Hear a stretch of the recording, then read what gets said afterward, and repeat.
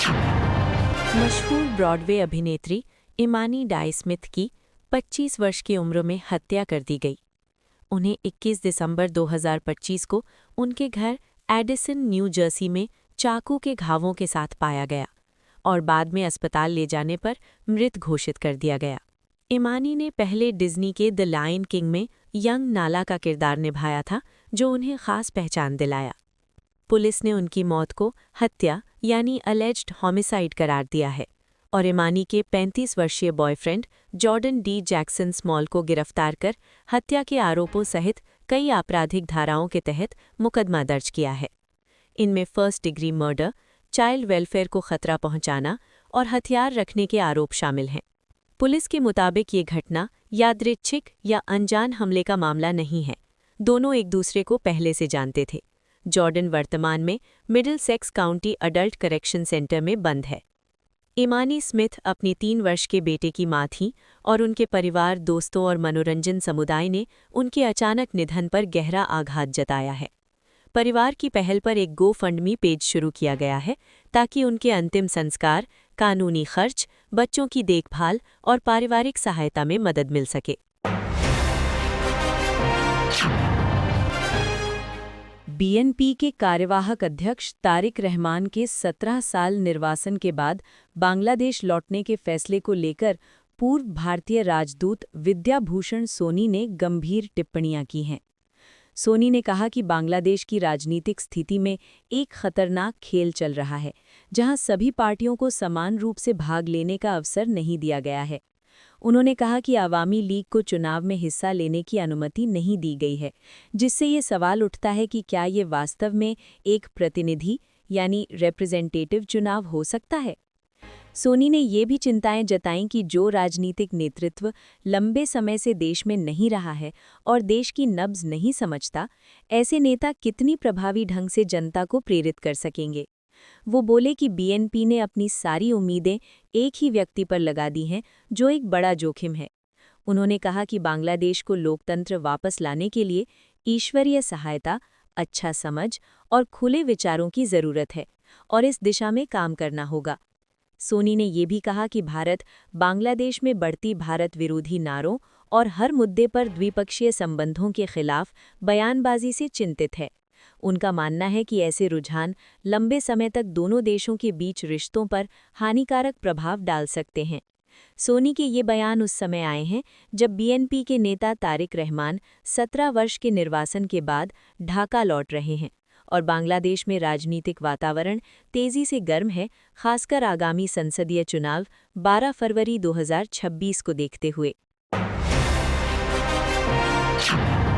Bangladesh nationalist party के कार्यवाहक अध्यक्ष तारिक रहमान आज लगभग 17 वर्षों के निर्वासन के बाद अपने देश बांग्लादेश लौट रहे हैं। ब्रिटेन के लंदन में लंबे समय तक रहने के बाद ये घर वापसी का दिन राजनीतिक रूप से बेहद महत्वपूर्ण माना जा रहा है, खासकर आगामी संसदीय चुनाव 12 फरवरी 2026 को ध्यान में रखते हुए। मुख्य सलाहकार मोहम्मद यूनुस के नेतृत्व वाली अंतरिम सरकार ने रहमान की वापसी से पहले सुरक्षा एजेंसियों को कड़ी चौकसी और सुरक्षा इंतजाम सुनिश्चित करने के आदेश दिए हैं। हजरत शाहजलाल अंतर्राष्ट्रीय हवाई अड्डा सहित प्रमुख मार्गों पर सुरक्षा बढ़ा दी गई है ताकि दिन शांतिपूर्ण रूप से पूरा हो सके। बीएनपी ने अपने समर्थकों के साथ विशाल जन मोबिलाइजेशन की योजना बनाई है, जिसमें पार्टी कार्यकर्ता व समर्थक देश भर से ढाका की ओर अग्रसर हैं। पार्टी का दावा है कि ये इतिहास में सबसे बड़ी भीड़ हो सकती है, जिसमें लाखों लोग शामिल हो सकते हैं और रहमान का भव्य स्वागत करेंगे। विश्लेषकों के अनुसार रहमान की वापसी बीएनपी के लिए एक रणनीतिक कदम हो सकती है, जिससे पार्टी की स्थिति मजबूती पा सकती है और आगामी चुनावों में ये मतदाताओं का ध्यान आकर्षित करने में मददगार साबित हो सकती है। उनके समर्थक उन्हें पार्टी के नेतृत्व और निर्णायक भूमिका निभाने वाला चेहरा मानते हैं। सरकार ने ये भी कहा है कि वो रहमान की सुरक्षा और सहयोग सुनिश्चित करेगी और बीएनपी भी सुरक्षा व आयोजन तैयारियों में सहयोग कर रही है, ताकि आज का आयोजन शांतिपूर्ण और सुव्यवस्थित तरीके से संपन्न हो सके। ये वापसी बांग्लादेश की राजनीति में एक महत्वपूर्ण मोड़ मानी जा रही है और आज का दिन देश की राजनीतिक दिशा और आगामी चुनावों को प्रभावित करने वाला साबित हो सकता है। अटल बिहारी वाजपेयी की जन्म जयंती पर भाजपा नेता और अभिनेता मिथुन चक्रवर्ती ने वाजपेयी को हमारे लिए भगवान समान बताकर श्रद्धा जताई। कहा कि उन्हें श्रद्धांजलि देने का अवसर मिलना उनकी बहुत बड़ी भाग्यवश बात है। उन्होंने कहा कि मैं खुद को बेहद भाग्यशाली मानता हूं जो उनके जन्मदिन पर श्रद्धांजलि दे पा रहा हूं।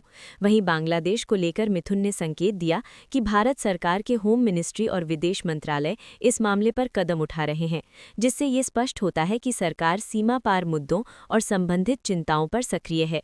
उनके बयान ने राजनीतिक हलकों में ध्यान खींचा है और दोनों देशों के बीच संवेदनशील मुद्दों पर चर्चा बढ़ने की संभावनाओं को जन्म दिया है। उन्नाव दुष्कर्म पीड़िता की कांग्रेस सांसद राहुल गांधी से मुलाकात को लेकर पार्टी के वरिष्ठ नेता वी हनुमंथा राव ने कहा है कि राहुल गांधी और सोनिया गांधी ने पीड़िता के साथ संवेदना जताई और उन्हें न्याय दिलाने तथा परिवार की मदद करने का आश्वासन दिया है। उन्होंने कहा कि राहुल गांधी पीड़िता की कानूनी लड़ाई में उनके साथ हैं और उनका समर्थन करेंगे। हनुमंथा राव ने ये भी कहा है कि इस मामले में पीड़िता को न्याय दिलाने तथा उनके परिवार की सुरक्षा सुनिश्चित करने के लिए सभी आवश्यक कदम उठाए जा रहे हैं और राहुल गांधी परिवार की मदद करेंगे। ये मुलाकात दिल्ली में राहुल और सोनिया गांधी के आवास पर हुई, जहां पीड़िता और उसके परिवार ने सुनवाई, कानूनी सहायता तथा सुरक्षा के लिए मदद की गुहार लगाई। इस पूरे मुद्दे पर राहुल गांधी ने पीड़िता के साथ हुई मनमर्जी और सुरक्षा उपायों पर भी टिप्पणी की है और कहा है कि उन्हें सम्मान, सुरक्षा और न्याय मिलना चाहिए।